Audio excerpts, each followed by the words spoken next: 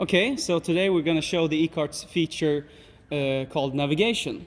And what navigation allows you to do is that you can use the map you actually recorded. We will use the map we recorded last session called tests, and it is this one. We will set that as default, like this. This allows us to reach the navigation from our cockpit. So we see here stop to localized, and we also see set navigation. So if we press set navigation, the map we selected will come up, and we can already see down here that the eCart has detected that we're at stop 2. So that's great. So let's say we want to go to stop 8, for example. We press stop 8, and we press start. And there he goes.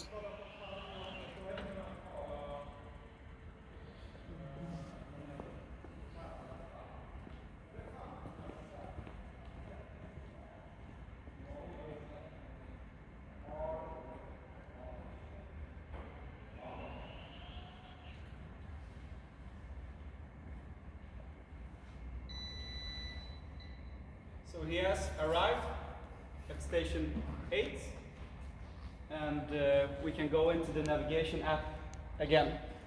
So we see stop 8 localized, that is correct. Press set navigation. We see the eCart now knows that he's at stop 8. So let's select a different stop. Let's select stop 5.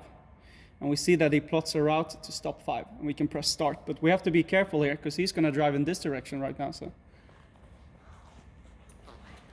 there he goes.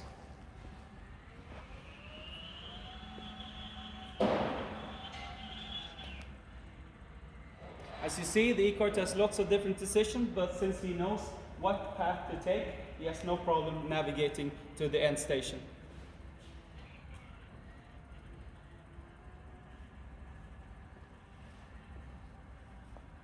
If, for instance, something would come up in the eCart's path,